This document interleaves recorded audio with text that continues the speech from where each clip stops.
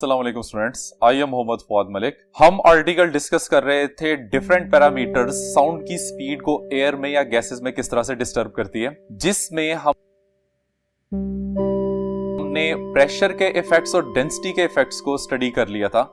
आज हमने temperature variation से स्पीड ऑफ साउंड पे पड़ने वाले इफेक्ट्स को स्टडी करना है। तो आइए देखते हैं। जी स्टूडेंट्स, ये आर्टिकल शॉर्ट क्वेश्चन में भी आ सकता है, लॉन्ग क्वेश्चन में भी आ सकता है। तो पहले हम इसको शॉर्ट क्वेश्चन के रेफरेंस से डिस्क्राइब करते हैं और बाद में फिर हम इसको लॉन्ग क्वेश्चन के रेफरेंस से डिस्क्राइब करेंगे। तो सबसे पहले इसमें हमें यह पता होना चाहिए कि दिस प्रोसेस इज कैरिड, यानी कि इफेक्ट ऑफ टेम्परेचर हम तब स्टडी करेंगे जब आपने सिस्टम में प्रेशर की वैल्यू को कांस्टेंट रखा होता है। ठीक है, तो इसमें हम लिख लेते हैं एट कांस्टेंट प्रेशर।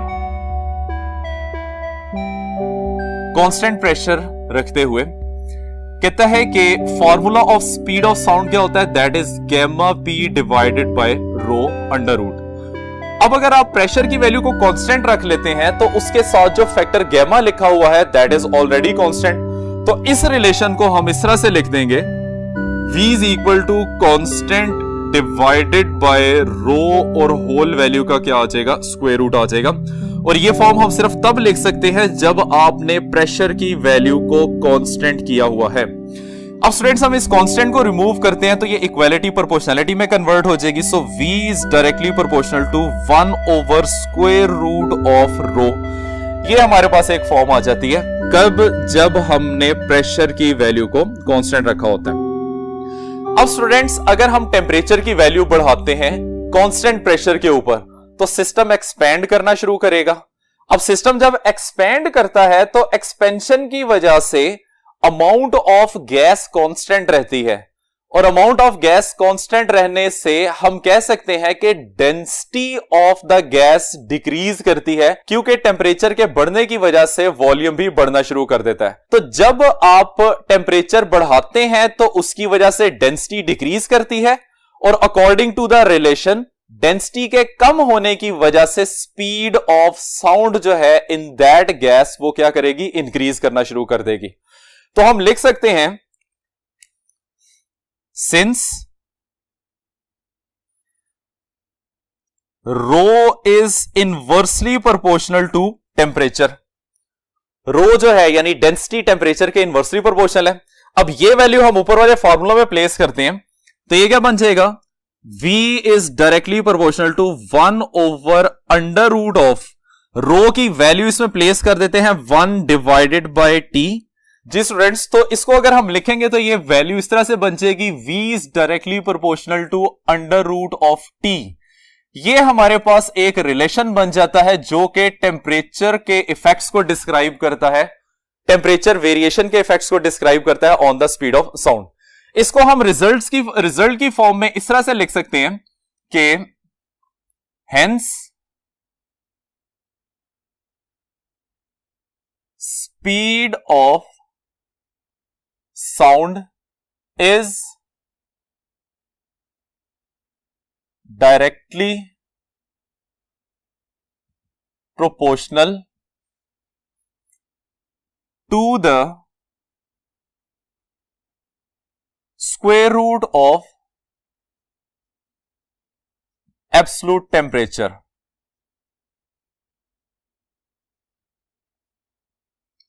और अगर हम इसको रेशो की फार्मूला में डिस्क्राइब करते हैं तो ये इस तरह से बन जाएगा, V1 divided by V2 that is equal to square root of T1 divided by T2। ठीक है, तो ये रेशो वाला रिलेशन भी आप लोगों ने याद रखना है। ठीक है, तो स्टूडेंट्स, ये तो शॉर्ट क्वेश्चन की फॉर्म में है कि हमें इसका एक रिजल्ट मिल जाता है कि speed of sound absolute temperature के स्क्वायर रूट के डायरेक्टली प्रोपोर्शनल होती है। अब अगर ये क्वेश्चन लॉन्ग क्वेश्चन की फॉर्म में आ जाए तो उसे हम किस तरह से अटेम्प्ट करेंगे, तो पहले हम इसका क्वेश्चन लिखते हैं और बाद में हम इसको देखते हैं कि ये किस तरह से अटेम्प्ट किया जाएगा। तो स्टूडेंट्स, इसका क्वेश्चन बनता है,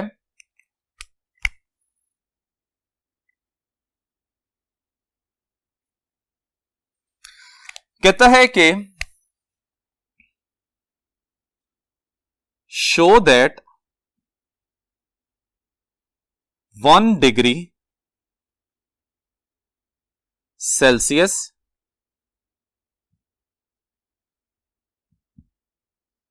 rise in temperature produces approximately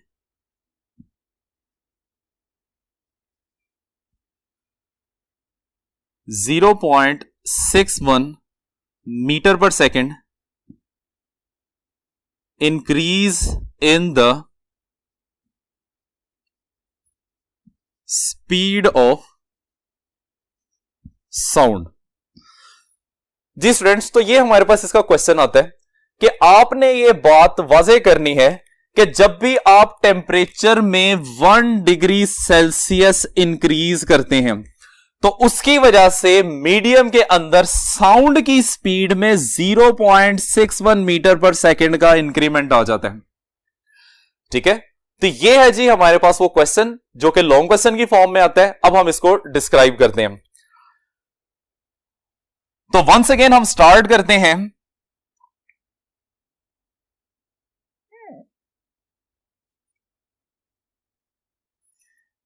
eight constant pressure, constant pressure पे हम लिख सकते हैं V is directly proportional to 1 over under root of rho. अब स्टूडेंट्स, इसी रिलेशन को हमने 2 टेम्परेचर्स के रेफरेंस से डिस्क्राइब करना है कि जब टेम्परेचर की वैल्यू 0 डिग्री सेल्सियस थी या जब टेम्परेचर की वैल्यू T डिग्री सेल्सियस थी। ठीक है, तो इसको हम लिखेंगे एट 0 डिग्री सेल्सियस, ये बन जाएगा V naught is directly proportional to 1 over square root of rho naught, जहां पे V नॉट और रो नॉट किस चीज को रिप्रेजेंट कर रहे हैं? Speed at 0 degree Celsius and density of the medium at 0 degree Celsius. इसी तरीके से हमने डिस्क्राइब करना है एट T डिग्री सेल्सियस। तो T डिग्री सेल्सियस के ऊपर इसी रिलेशन को हम लिख सकते हैं VT is directly proportional to 1 over square root of rho T। ठीक है, अब इन दोनों रिलेशंस को अगर हम कंबाइन करें किस तरह से कि आप इस वैल्यू को डिवाइड कर दें इस वैल्यू से, तो ये रिजल्टिंग हमारे पास फॉर्मूला बन जाएगा VT divided by V naught, that is equal to square root of rho not divided by rho T। इसको हम नाम दे देते हैं, this is equation number 1।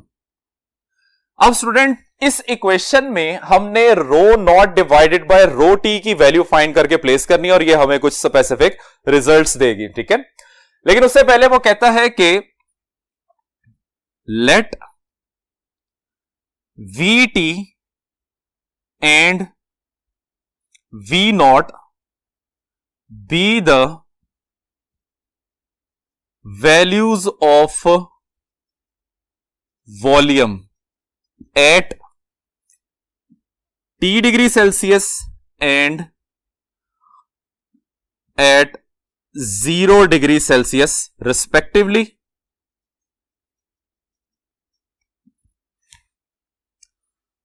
So volume expansion relation is given by, इसका रिलेशन होता है जी V T is equal to V naught into 1 plus beta times T। ठीक है स्टूडेंट्स, ये हमारे पास इसका रिलेशन आ जाएगा। अब एक बात का आपने लाजमी ख्याल रखना है, क्योंकि यहां पे 2 तरह के V यूज किए जा रहे हैं। तो वॉल्यूम के हम लिए हमेशा हम कैपिटल V यूज करेंगे और वेलोसिटी के लिए हम हमेशा स्मॉल v यूज करेंगे। अब इसमें हमें पता है कि वॉल्यूम की वैल्यू मैस ओवर डेंसिटी के इक्वल होती है। अब इसको हम चेंज कर लेते हैं T टेम्परेचर के लिहाज से और 0 टेम्परेचर के लिहाज से, तो ये डायरेक्ट इसमें वैल्यूज पुट करेंगे तो VT की जगह पे आ जाएगा m divided by rho T, equal का sign as it is m divided by rho not into 1 plus beta times of t. अब स्टूडेंट्स ये जो इसमें फैक्टर लिखा हुआ है बीटा, इसकी गैसेस के लिए एक स्पेसिफिक वैल्यू होती है। Here beta is equal to 1/273। ठीक है, ये वैल्यू इसमें प्लेस करेंगे और साथ में हमें नजर आ रहा है कि ये m की वैल्यू इस m के साथ कैंसिल हो जाएगी।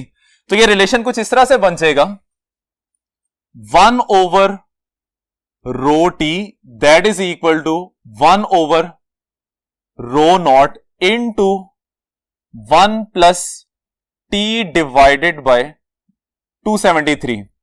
अब इसको अरेंज करते हैं तो ये बन जाएगा ρ0 divided by ρt that is equal to 1 plus t divided by 273।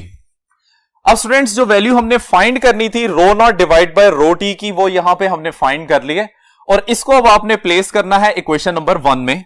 So 1 becomes, ये बन जाएगा vt divided by v0 that is equal to under root of, जहां पे ρ0 डिवाइड बाय ρt लिखा हुआ है उसकी जगह पे हम ये वाली वैल्यू प्लेस कर देंगे which is 1 plus t divided by 273। ठीक है, इसको भी हम नाम दे देते हैं इक्वेशन नंबर 2 का। अब स्टूडेंट्स इसको हम एलसीएम से सिंप्लीफाई करते हैं तो ये वैल्यू बन जाएगी vt divided by v0 that is equal to, result इसका आ जाएगा 273 प्लस t डिवाइडेड बाय 273 और होल का आ जाएगा स्क्वायर रूट। ठीक है, अब स्टूडेंट्स इस पे अगर हम गौर करें तो इसको इस तरह से लिखा जा सकता है 273 plus t divided by 273 plus 0 और ये square root as it is आ जाएगा और यहां पे value vt divide by v0।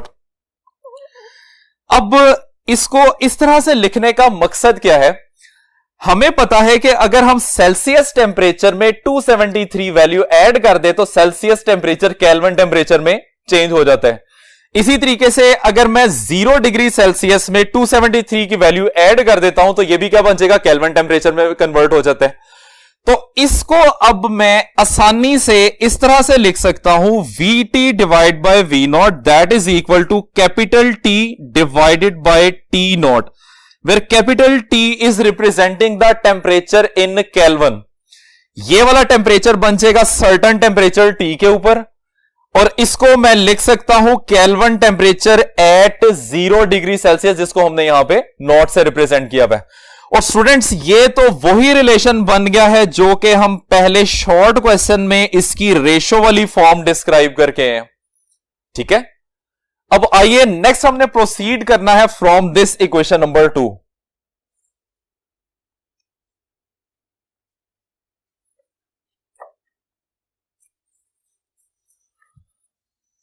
Ji students, अब इक्वेशन नंबर 2 को दोबारा से कंसीडर करते हैं। कंसीडर इक्वेशन 2 जो कि वैल्यू है vt divided by v0 that is equal to 1 plus t divided by 273 और स्क्वायर रूट को हम पावर की फॉर्म में लिख लेते हैं विच इज इक्वल टू 1/2। अब स्टूडेंट्स इस इक्वेशन में ये वाला जो पोर्शन आ रहा है इसके ऊपर आपने बायनोमियल थ्योरम अप्लाई करना है। ठीक है, तो हम लिखते हैं अप्लाइंग बायनोमियल थ्योरम ऑन, साथ हम ये टर्म मेंशन कर देते हैं t divide by 273 power 1/2।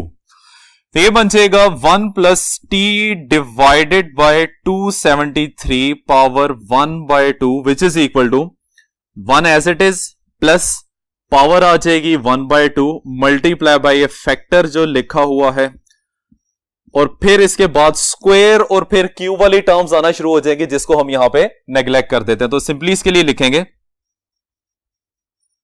Neglecting squares and higher powers, ठीक है। अब ये वैल्यू बन जाएगी 1 plus t divide by 273 power 1/2 which is equal to 1 plus T divided by, इन दोनों को मल्टीप्लाई करेंगे आंसर आ जाएगा 546।